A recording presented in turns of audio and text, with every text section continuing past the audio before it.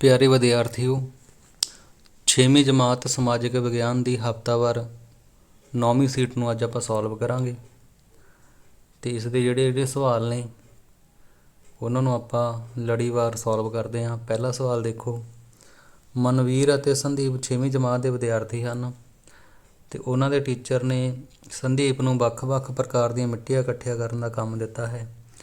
ਮਨਵੀਰ ਨੇ ਦੇਖਿਆ ਕਿ ਸੰਦੀਪ ਨੂੰ ਇਸ ਕੰਮ ਵਿੱਚ ਪੂਰਾ ਕਰਨ ਦੇ ਵਿੱਚ ਮੁਸ਼ਕਲ ਆ ਰਹੀਆਂ ਹਨ।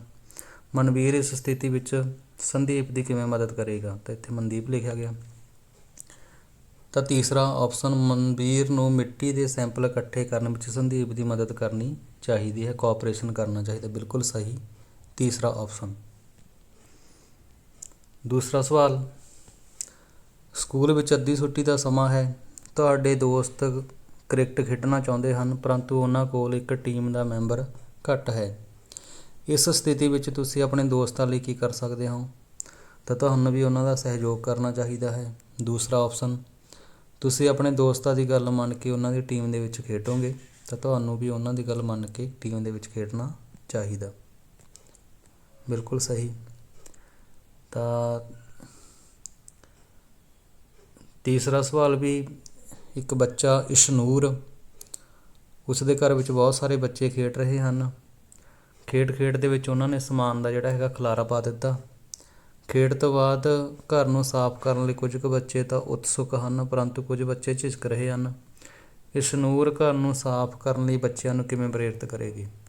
ਤਾਂ ਇਸ਼ਨੂਰ ਸਾਰੇ ਬੱਚਿਆਂ ਨੂੰ ਪਿਆਰ ਦੇ ਨਾਲ ਸਮਝਾਵੇਗੀ ਅਤੇ ਉਹਨਾਂ ਨੂੰ ਕੰਮ ਵੰਡ ਦੇਵੇਗੀ ਅਤੇ ਆਪ ਵੀ ਕੰਮ ਦੇ ਵਿੱਚ ਜਿਹੜਾ ਸਹਿਯੋਗ ਦੇਵੇਗੀ। ਦੂਸਰੀ ਆਪਸ਼ਨ ਬਿਲਕੁਲ ਸਹੀ।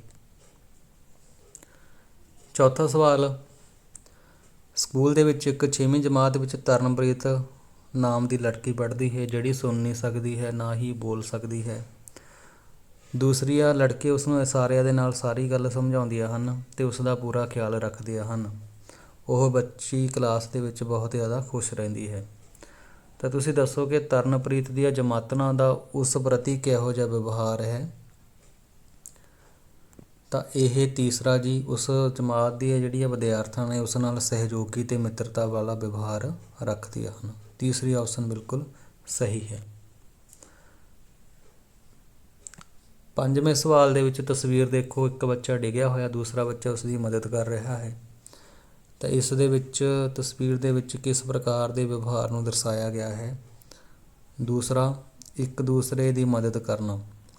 ਤੁਹਾਨੂੰ ਸਾਰਿਆਂ ਨੂੰ ਇੱਕ ਦੂਸਰੇ ਦੀ ਮਦਦ ਕਰਨੀ ਚਾਹੀਦੀ ਹੈ। ਬਿਲਕੁਲ ਸਹੀ। ਹੇਠ ਲਿਖੇ ਕਥਨਾਂ ਵਿੱਚੋਂ ਕਿਹੜਾ ਕਥਨ ਭਾਰਤ ਵਿੱਚ ਅਨੇਕਤਾ ਦੀ ਏਕਤਾ ਦੀ ਧਾਰਨਾ ਨੂੰ ਸਭ ਤੋਂ ਵਧੀਆ ਬਿਆਨ ਕਰਦਾ ਹੈ?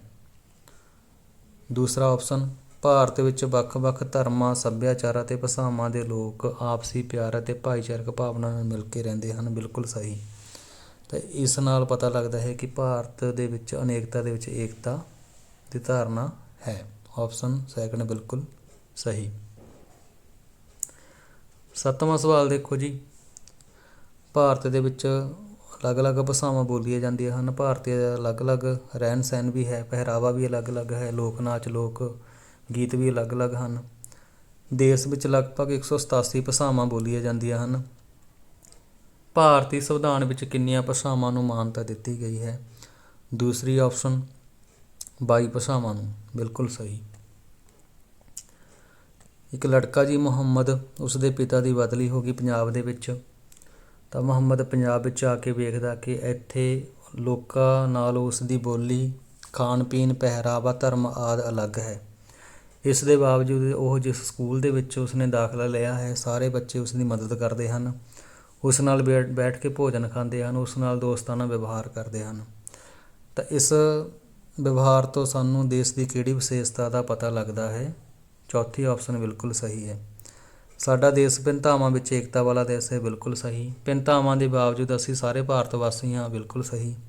ਸਾਡੇ ਦੇਸ਼ ਵਿੱਚ ਭਾਈਚਾਰਾ ਹੈ। ਬਿਲਕੁਲ ਸਹੀ। ਆਪਸ਼ਨ ਫੋਰਥ ਬਿਲਕੁਲ ਸਹੀ ਹੈ। ਤਾਂ ਲੋਕ ਨਾਚ ਜਿਹੜੇ ਹੈਗੇ ਨੇ ਇੱਥੇ ਦਿੱਤੇ ਹੋਏ ਨੇ, ਅਸੀਂ ਉਹਨਾਂ ਨੂੰ ਮੈਚ ਕਰਨਾ ਕਾਲਮ 1 ਦੇ ਨਾਲ। ਤਾਂ ਪੰਜਾਬ ਦਾ ਫੇਮਸ ਲੋਕ ਨਾਚ ਕੀ ਹੈ? ਗਿੱਧਾ ਭੰਗੜਾ। ਰਾਜਸਥਾਨ ਦਾ ਘੂਮਰ, ਗੁਜਰਾਤ ਦਾ ਗਰਬਾ। ਇਸ ਲਈ ਆਪਸ਼ਨ ਦੂਸਰਾ ਬਿਲਕੁਲ ਸਹੀ ਹੈ। 10ਵਾਂ ਸਵਾਲ, ਭਾਰਤੀ ਸੱਭਿਆਚਾਰ ਵਿੱਚ ਤਿਉਹਾਰਾਂ ਦਾ ਕੀ ਮਹੱਤਵ ਹੈ? ਤਾਂ ਉਪਰੋਕਤ ਸਾਰੇ। ਇਹ ਧਾਰਮਿਕ ਸਦਭਾਵਨਾ ਨੂੰ ਵਧਾਉਂਦੇ ਹਨ, ਬਿਲਕੁਲ ਸਹੀ। ਤਿਉਹਾਰ ਆਪਸੀ ਭਾਈਚਾਰਕ ਸਾਂਝ ਨੂੰ ਮਜ਼ਬੂਤ ਕਰਦੇ ਹਨ, ਬਿਲਕੁਲ ਸਹੀ। ਇਹ ਤਿਉਹਾਰ ਸਾਨੂੰ ਦੇਸ਼ ਦੇ ਇਤਿਹਾਸ ਅਤੇ ਵਿਰਾਸਤ ਦੀ ਯਾਦ ਦਿਵਾਉਂਦੇ ਹਨ, ਬਿਲਕੁਲ ਸਹੀ। ਇਸ ਲਈ ਉਪਰੋਕਤ ਸਾਰੇ ਆਪਸ਼ਨ ਸਹੀ ਹਨ। ਅਸੀਂ ਹੁਣ ਇਤਿਹਾਸ ਵੱਲ ਚੱਲਦੇ ਹਾਂ। ਵੈਦਿਕ ਕਾਲ ਵਿੱਚ ਲੋਕ ਕੁਦਰਤੀ ਸ਼ਕਤੀਆਂ ਦੀ ਪੂਜਾ ਕਰਦੇ ਸਨ। ਕੁਦਰਤੀ ਸ਼ਕਤੀਆਂ ਨੂੰ ਉਹਨਾਂ ਨੇ ਦੇਵੀ ਦੇਵਤਿਆਂ ਦਾ ਨਾਮ ਦਿੱਤਾ ਹੋਇਆ ਸੀ, ਬਿਲਕੁਲ ਸਹੀ। ਉਹਨਾਂ ਦੇ ਸਨਮਾਨ ਦੇ ਵਿੱਚ ਯੱਗ ਵੀ ਕੀਤੇ ਜਾਂਦੇ ਸਨ।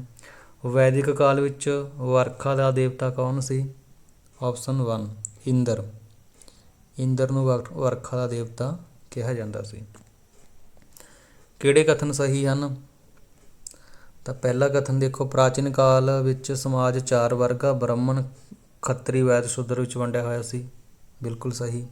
ਪਰਿਵਾਰ ਸਮਾਜ ਦੀ ਸਭ ਤੋਂ ਛੋਟੀ ਇਕਾਈ ਸੀ, ਬਿਲਕੁਲ ਸਹੀ। ਇਸ ਲਈ ਆਪਸ਼ਨ ਦੂਸਰਾ ਕਥਨ ਊੜਾ ਅਤੇ ਆੜਾ ਦੋਵੇਂ ਸਹੀ ਹਨ। ਭਾਰਤ ਦੇ ਨਕਸ਼ੇ ਦੇ ਵਿੱਚ ਇੱਕ ਨਦੀ ਦਿਖਾਈ ਹੋਈ ਆ, ਜਿਹੜੀ ਬੰਗਾਲ ਦੀ ਖਾੜੀ ਦੇ ਵਿੱਚ ਜਾ ਕੇ ਡਿੱਗਦੀ ਆ। ਇਸ ਨਦੀ ਦਾ ਨਾਮ ਦੱਸਣਾ ਜੀ, ਕਿਹੜਾ? ਗੰਗਾ ਨਦੀ। ਆਪਸ਼ਨ ਤੀਸਰਾ ਗੰਗਾ ਨਦੀ। ਵੈਦਿਕ ਕਾਲ ਦੇ ਵਿੱਚ ਵੈਦਿਕ ਲੋਕਾਂ ਦਾ ਮੁੱਖ ਭੋਜਨ ਕਣਕ, ਚਾਵਲ ਅਤੇ ਦਾਲਾਂ ਸਨ। ਫਲ ਅਤੇ ਸਬਜ਼ੀਆਂ ਤੋਂ ਇਲਾਵਾ ਉਹ ਦੁੱਧ, ਮੱਖਣ ਅਤੇ ਘਿਓ ਦੀ ਵੀ ਵਰਤੋਂ ਕਰਦੇ ਸਨ।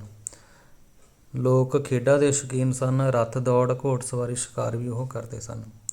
ਉਪਰੋਕਤ ਪਹਿਰੇ ਦੇ ਆਧਾਰ 'ਤੇ 14ਵਾਂ ਸਵਾਲ ਬਣਦਾ ਕਿ ਵੈਦਿਕ ਲੋਕ ਕਿਹੋ ਜਿਹਾ ਭੋਜਨ ਪਸੰਦ ਕਰਦੇ ਸਨ?